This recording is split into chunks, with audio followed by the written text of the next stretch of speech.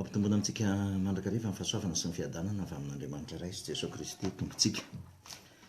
Androantsika hiresaka ny momba ny Kaina sy Abela,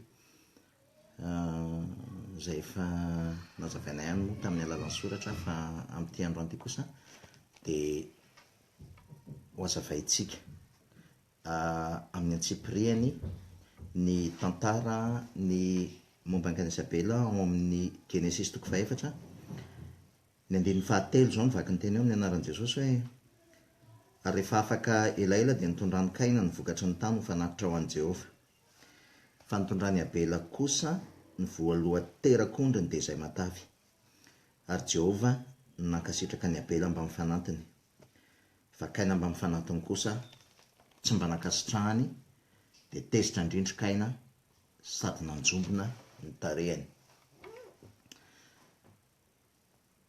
Vao nanomboka nivoaka tao Saidena ny zanak'olombelona dia nizara anankiroa mazava tsara, ary mandrak'ity ny androany dia mbola mizara roa zao tontolo zao izay nandova ny fanahy Kaina, ary zao tontolo zao izay nandova ny fanahy tao amin'ny Abela. Inona moa mahasamihafa n'izy roa lahy ireo? Andeha ho jerentsika aloha ny momba ny Kaina. Fa maninona ny tsy nankasitrahan'Andriamanitra ny fanatitry Kaina? Maninona ny tsy nankasitrahan'Andriamanitra ny fanatitry Kaina? Raha homakintsika eo amin'ny Genesis 7, ny Genesis 7 ny 9:20, dia zao nivaky ny teny ao hoe: ary aniry tsilo soero anao izy hozy izy, ary hoaninao ny anana famboly. Inona dika zany? Ny tany rehefa nanoty Adama sy Eva dia voaozona ny tany, ary dia nitenenin'Andriamanitra hoe aniry tsilo sy hery ho anao izy, aniry tsilo sy hery ho anao izy. Zany hoe na inona ataontsika zany dia ny zavatra rehetra vokatry ny tany, ary lazainy zany eo amin'ny Genesis 7:7 ny fahantsembohan'ny tavanao izy no azonao hanina, mandra-piverinao any amin'ny tany. Zany hoe zavatra nataon'ny Kaina dia tsotra, lay hatsembohany, lay ezaky ny tenany, lay effort nataony, inona teriny teo anatrehan'Andriamanitra, lay efa nilazain'Andriamanitra fa aniry tsilo sy hery ho anao zany tany zany. Fa tao anatin'izay dia izay tsilo sy hery ny tenany zay asa mafy zay no naterin'ny Kaina teo anatrehan'Andriamanitra. Inona kosa no naterin'ny Abela? Hoe mila mazava amintsika inona no naterin'ny Abela? Ao amin'ny Genesis 4:4 dia hoy izy zafady 4:4 dia hoy izy hoe: fa nitondrany Abela kosa hoy izy ny voalohan'ny terak'ondriny dia izay matavy, ary Jehova nankasitraka ny Abela mba mifanatiny. Ny tokony mazava amintsika revana dia hatrao Edena efa nisy tandindona ny fanatitra. Hatrao Edena efa nisy tandindona ny fanatitra. I Adama sy Eva rehefa nanota dia ny zavatra nataony dia lasa izy nanao akanjo ravina viavy. Lasa izy nanao akanjo ravina viavy. Ary rehefa nivezivezy tao anatin'ny Andriamanitra dia voalaza ao anatin'ny Genesis 4:3 hoe: ary lasa izy hozy izy ny hery, lasa izy ny hery. Raha mbola tsy nanoty Adama sy Eva tsy fantany akory fa mitanjaka izy, fa rehefa nanoty izy dia ny zavatra voalohany tsapany sy hitany dia hitany fa mitanjaka izy, ary dia lasa izy nanao akanjo ravina viavy. Ny fanontaniana mipetraka dia izao: maharitra adiny firy moa zany akanjo ravina viavy zany? Zany akanjo ravina viavy zany tsy afaka anatrehantsika an'Andriamanitra, tsy afaka ho takokenatra eo anatrehan'Andriamanitra. saingy ny olana dia izao indrisy fa mamorona akanjo ravina viavy ny olombelona eo anatrehan'ny fahotany. Rehefa fatany fa mitanjaka izy eo anatrehan'Andriamanitra dia lasa izy mamorona akanjo ravina viavy maro isan-karazany mba ho présentable eo anatrehan'Andriamanitra. Ifonako ty teny ity fa mamorona akanjo ravina viavy ny olona amin'ny titra izay ananany, amin'ny asan'Andriamanitra izay ataony, amin'ny fanatitra vola izay ataony, amin'ny fahafolo-karena izay ataony, amin'ny ezaka maro isan-karazany izay ataony, amin'izay eritreretiny fa ho fahamasinany tenany, dia mamorona akanjo ravina viavy ny olombelona mba ho présentable eo anatrehan'Andriamanitra. Fa saingy izao tsy afaka présentable atsika eo anatrehan'Andriamanitra ny akanjo ravina viavy. Tsy afaka présentable atsika eo anatrehan'Andriamanitra satria tahaka ny kaina izay nanatitra fanatitra ny ezaky ny tenany, dia tahaka an'izany ny akanjo ravina viavy nataony Adama sy Eva tao amin'ny sahedeny.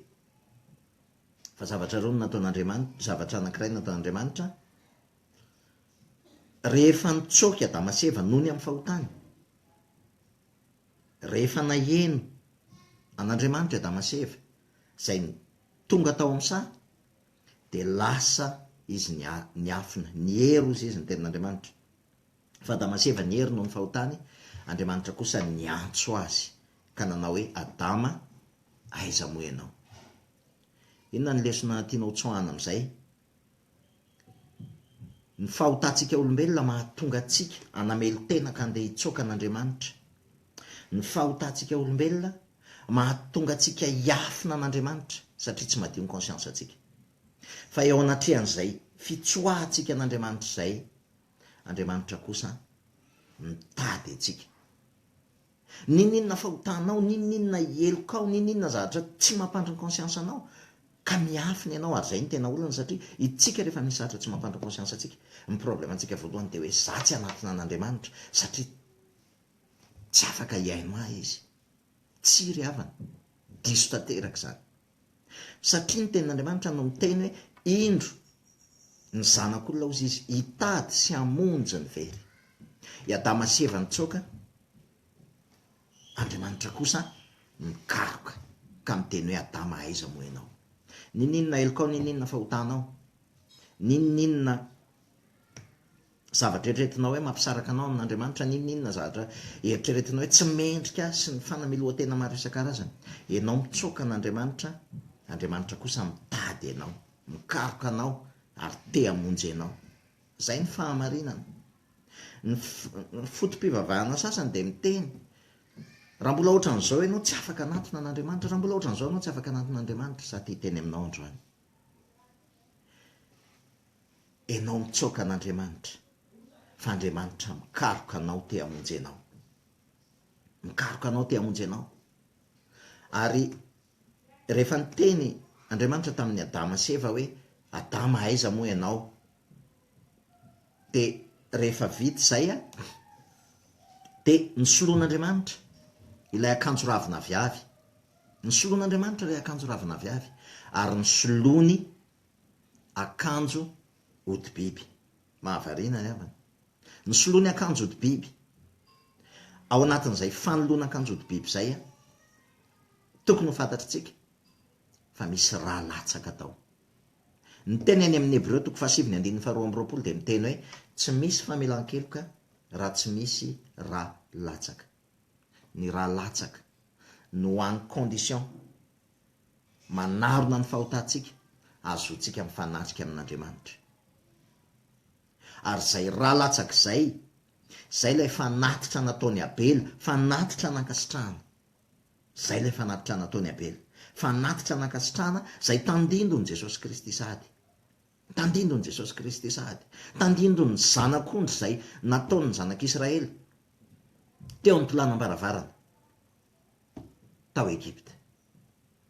Tandindony ilay Isaka naterin'ny Abrahama raha nangataka Andriamanitra hoe atero any zanakao. Tandindony Jesosy Kristy, lay lama toa maty ozy ny tenin'Andriamanitra. lay nytenenin'ny jaona hoe indro ny zanak'ondrin'andriamanitra izay manaisotra ny fahotany zao tontolo zao. Tandrindron'izany ilay zanak'ondry voalohany teraka izay nateriny i Abela. Izany no nahatonga an'Andriamanitra nankasitraka satria efa nisy tandindon'ilay fanatitra teo amin'ny hazo fijaliana sady nataony Abela. Ary eo ny olana amin'izay satria zao ny fanahan-kaina dia miparitaka, tena miparitaka eran'izao tontolo zao. Ny fanahan-kaina dia ilay fanahy izay miatehatra amin'ny herin'ny tenany, miatehatra amin'ny ezaky ny tenany. Zay ilay tena fanahy an'izao tontolo zao. Ilay fanahy tsy miatehatra amin'Andriamanitra fa miatehatra amin'ny herin'ny tena. Zay ilay tena fanahy an'izao tontolo zao. Fa ny tena zava-doza dia izao, io fanahan-kaina io dia tafiditra ao anaty fiangonana. Tafiditra ao anaty fiangonana ary manapotika tanteraka ny vahoakan'Andriamanitra ao anaty fiangonana. Io fanahan-kaina io izay tsy manao zava-dehibe ilay sorona nataon'i Jesosy Kristy teo amin'ny hazo fijaliana, fa manondro kosa ny ezaka ataon'ny olombelona, ilay religion. Manondro ny ezaka ataon'ny olombelona mba ho atao fanatitra eo anatrehan'Andriamanitra. Manondro ny ezaka ataon'ny olombelona izay fanahan-kaina izay hita tao amin'ny fariseo. Manamaritena amin'ny zavatra ataony, manamaritena amin'ny ezaka ataony, manamaritena amin'ny asa mafy rehetra izay ataony mba hoentiny, eritreretiny fa hoentiny mba hakasitrahan'Andriamanitra azy. Ny fanahan-kaina izay tena mamotika tanteraka ao anatin'ny atoko-pivavahana maro isan-karazany, satria manjary mieritreritra ny olombelona fa izay zavatra ataony no hakasitrahan'Andriamanitra azy. Tsy ry havana, tsisy zavatra ahazoan'Andriamanitra makasitraka anao afa-tsy ny fanatitra nataon'i Jesosy Kristy teo amin'ny hazo fijaliana, ilay fanatitra nataony Abela, ilay fanatitra rà. Tsy misy famelan-keloka raha tsy misy rahalatsaka. Tsy misy zavatra ahazoan'Andriamanitra makasitraka anao afa-tsy Jesosy Kristy izay nanatitra ny tenany. Efa natolo ny tenany roa rivo taona lasa teo amin'ny hazo fijaliana. Voasarony zany raha ve ianao? Zay ny tena fanontaniana mipetraka hoe voasarony'izay raha zay ve ianao? Mino ve ianao fa ianao koa mba nanao fanatitra an'izay raha zay? Tena mino an'izay ve ianao? Ilay fanahy tao amin'ny Abela ve no ao anatinao, izay fanahy nanatitra ny zanak'ondrin'Andriamanitra izay manaisotra ny fahotanao? Ozy ny tena any amin'ny Jaona toko 4:9 hoe fa toy izao ozy ny tiavan'Andriamanitra n'izao tontolo izao, nomeny ny zanany lahy-tokana mba tsy ho very izay rehetra mino azy, mba tsy ho very izay rehetra mino azy. Tena mino ve ianao fa ilay fanatitra nataon'i Jesosy Kristy, ilay tandindona nataony Abela, hakasitrahan'Andriamanitra anao? Satria tsisy afa-tsy izay ny hakasitrahan'Andriamanitra anao. Ary ny zavatra farany ry havana dia izao, rehefa hitany Abela, rehefa hitany Kaina fa tsy nakasitrahan'Andriamanitra, ny fanaty ny faneny Abela ny nakasitrahana, ny zavatra mitranga dia izao, ny vonoan'ny Kaina, ny aliny Kaina ary dia ny vonoan'ny Kaina i Abela. Inona ny dikan'izany ry havana? Taddio fa ny olona izay mitondra ny fanahan-kaina dia tsy maintsy anenjika ny olona izay mitondra n'ilay fanahyn'Andriamanitra tao amin'ny Abela. Tsy maintsy anenjika satria ny olana dia tsotra. Tsy azon'ny olona hoe fa maninona ny miezaka ohatran'izao, maninona ny miezaka manao an'izao, manao an'izao.